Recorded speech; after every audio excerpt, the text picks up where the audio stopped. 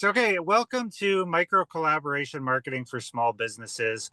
And what we're going to be talking about today is just, how can we benefit from and use collaborative marketing in order to, better our businesses and improve and allow ourselves to, get farther with our marketing dollar without having to spend that all ourselves. And so this is in collaboration with the Parkland Chamber of Commerce. So this workshop is an example of collaborative marketing and the way that we've been going about it and connecting with the Chamber of Commerce and including some of those people there as well. So the question is, how many businesses in your community already serve your ideal customer but aren't your competitors?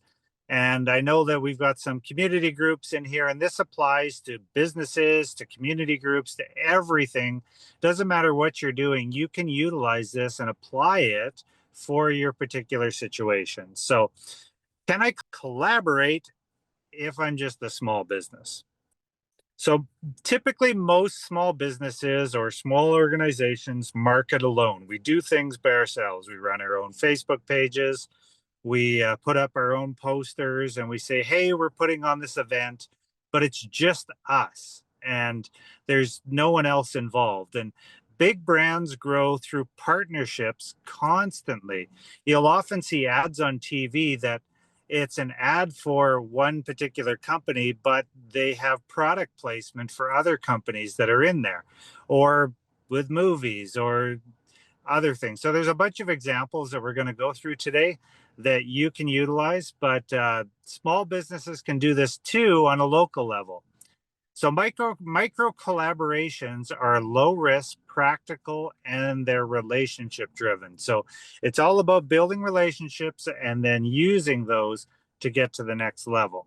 A micro collaboration, if we were to define it, we would say it's a small, focused partnership between businesses, creators, organizations, or communities where both sides, where all parties benefit through shared promotion, shared audience, or shared value. So not only do I have my audience and the people that are listening to me, but we also have the audience of the people who are participating. So when we have another presenter in our workshops, we send the word out to our audience and say, hey, we're having this going on. But then they'll also send it out to their audience. So now we're not just we're reaching more people by doing the same thing. So why consider micro collaboration? So one, as I said, shared audience. So you instantly gain exposure to people who already trust the other businesses. Lower marketing costs. So instead of paying for all the reach yourself, you've shared the resources, you've shared the time and attention. Increased trust. Referrals and partnerships transfer credibility. If you're working together, someone sees as like, oh, it's not on their own, it's in partnership with, these three organizations. And therefore, with that comes a bunch of trust. Better customer experiences. So businesses become more useful together. You're better able to serve your customers when you have multiple angles covered. And stronger communities. Customers love seeing local businesses support each other. And so if you're able to support each other and show that you're supporting each other, it goes a long way in the eyes of your customer. So let's look at some types of micro collaboration. So these are frameworks that you can use later on. For example, cross promotion. Example of this, a gym partners with a smoothie shop. So gym shares smoothie coupons. Smoothie shop promotes the gym beginner program. So both have sort of a piece that they can promote from the other business. It's simple collaboration ideas that come out of this. So shared social media posts. Now we're posting about it on both. And typically our audiences, our target markets are going to overlap, but it would be harder to do if you had two fitness gyms who were technically in competition with each other, promoting each other. If they were different, so typically you want it to be a complementary business or organization that you are doing the collaboration with. Flyer swaps, newsletter mentions, referral cards, business of the month highlights, all of those are kind of typical examples of different things that you can do with collaboration between that. So a typical cross promotion where you're promoting them and they're promoting you. Second one, a bundle or package collaboration. So for an example of this, you might have like a photographer, a florist, a bakery. They create a wedding starter package. Another one that you often see is the stay and play with golf courses and accommodations of some sort. So stay here at this campground and you get access to 18 holes of golf. So that's another one. So other examples are like a hotel and local attraction package. If you think of ones like Elkhorn might do something like this. Massage therapist, yoga studio, wellness package. A restaurant and theater, sort of a date night package. There's a bunch of different examples, and I'm sure if we were to sit here and brainstorm for a little bit, we've come up with a bunch of them. But it's essentially any of these bundle or package combinations that go between you and some other business. So the question is, how can I utilize this to get our business promoted, but then also to connect with other businesses? Shared events. So multiple business host a small shopping night together. An example of this that I can think of directly would be like a ladies' night that they'd host in Dauphin, and they'd have several businesses that would be hosting events or a Moonlight Madness or something like that. So ideas would be open houses, community markets, educational workshops, holiday promotions, charity events. And some of these things are things that you can actually come up with and do on your own. We often think of like a trade show or market or something like that as being a something that we attend. But there's nothing stopping us from actually putting on our own market. If we got enough of our friends together and rented a space, we could actually own that space and sort of control it more. We could tailor it. We could say, hey, this is a wedding show, or this is a landscaping, gardening show, whatever we wanted it to be. And then we could just get a bunch of businesses involved in that. Content collaborations is another example, a type of micro collaboration. So, contractor interviews a local realtor on home value improvements. So, podcast guest swaps, joint videos, Instagram lives, blog features, customer spotlight stories. This is creating content together. And then you can put the content on both platforms and have sort of your own vibe on it. So content creators do this all the time. Channels will collaborate with other channels, and it's a great way to expose yourself to different audiences and allow people to find you. Community and chamber partnerships. So this particular workshop is part of the monthly marketing club in partnership with the Parkland Chamber of Commerce. And so this is a true example of a chamber partnership. So a chamber shares local business workshops hosted by a marketing company, aka us. So other examples would be chamber slash community futures slash any other community group that you can think of, nonprofits, tourism groups, schools, and sports teams. I know we have the Fort Dauphin here. And so one of the ideas would be, what type of event can we host at Fort Dauphin, but that's for another community group that would then bring people in there and bring exposure and, depending on your particular needs or how you're trying to promote yourself or what the strategy is behind the collaboration. There's lots of opportunities for that. I know one of the things that happened at Fort Dauphin, which I don't know if it was part of a collaboration, but it was a collaboration we had with the community cinema. We had the Amazing Race Dauphin. And so part of that happened at Fort Dauphin. So then you got lots of exposure through that event about the grounds and what was happening there. So different little events and things like that are another example of micro collaboration. So let's look at a real world example flow of how this would work. So a simple explanation would be, let's have a coffee shop and a bookstore and a local musician. So the bookstore hosts an evening event, the coffee shop provides the drinks, and the musician performs live. So three different people that are all involved in this event. And the bookstore results with more foot traffic. The coffee shop, you get exposure to new customers because they come in, they taste your coffee. They may not have attended or gone to your coffee shop, but now they're like, you know what? I actually really like the menu that these guys here. I like the vibe that they have, and I definitely want to go back here. A musician is exposed to new audience so they can grow their fan base.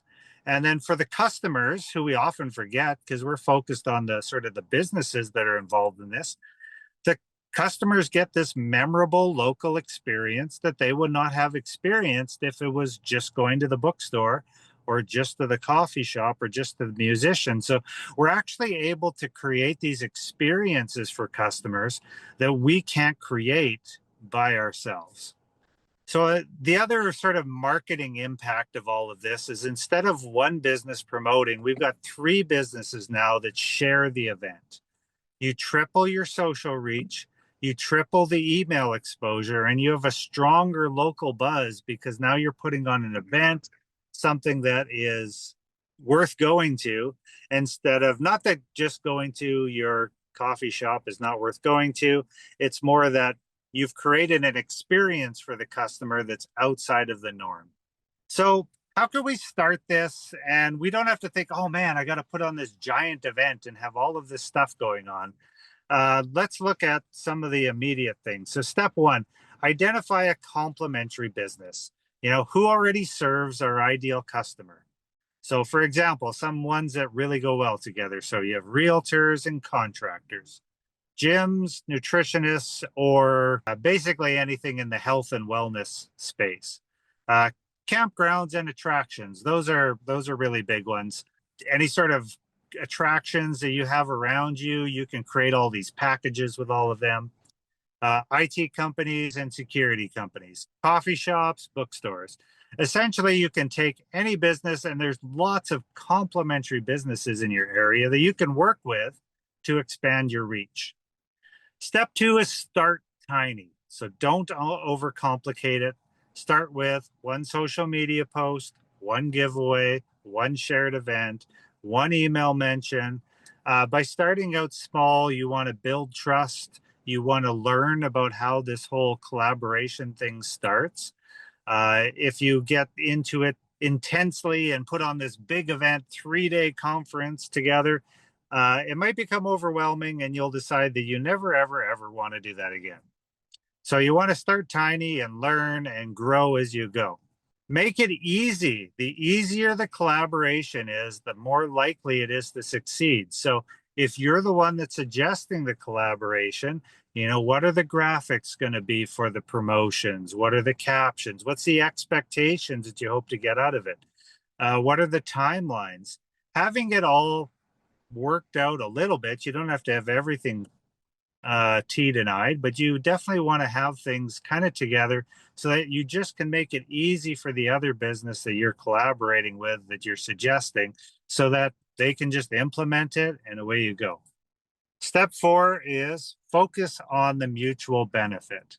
The best collaborations feel fair. So how does this help both sides? We want to make sure that both sides win. So some common mistakes that you'll find is mistake number one is partnering with everyone. Not every collaboration actually fits your audience. So if you were to have a collaboration between a running club and MetaChair or something like that, perhaps that's not the best fit because we have people who maybe are not into running and then people who are actually into running. And the two audiences don't mix very well. So make sure that your collaboration is actually going to fit and benefit your audience. And then partner with a couple people to move in that direction. Don't try to partner with absolutely everyone. Mistake number two, making it too complicated. Keep it lightweight and practical. Number three, overthinking the short term. Good collaborations can grow into long-term relationships. So thinking, how can we benefit long-term in this? That goes back to keeping it simple and not trying to overcomplicate it. Mistake number four is making it one-sided. So the best partnerships create value for everyone involved. So you want to make sure that whatever you're doing will benefit both sides. So some final thoughts on this. You don't need a massive budget to expand your reach. Partnerships can create faster trust than ads alone, and the best collaborators are often complementary businesses.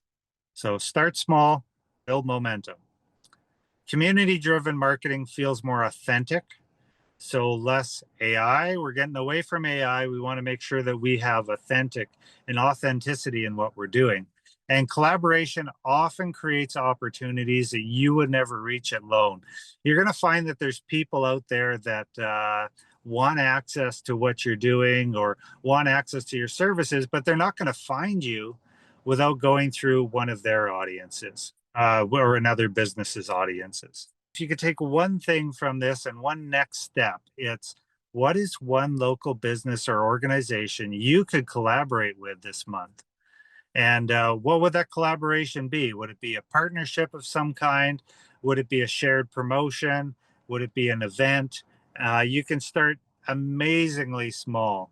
Often you see, if I look at something like the Bloomin' Bean, a coffee shop in Dauphin, she has, in partnership with a bunch of artisans, a bunch of their products in the shop. So she's not selling pottery or anything like that, but she has a bunch of pottery that's for sale that are from other businesses. So that's a micro collaboration. And, it's a little bit of work to make that happen, but it makes it more interesting for your customers and allows you to cross promote in that way. Some ways banker marketing can help you. So if you're interested in any of these things, I'll just flash it up there. You guys know all about us, but anyone watching on YouTube later, we can help you with any of these things. And just reach out and let us know. Sometimes the fastest way to grow isn't louder marketing, it's smarter relationships.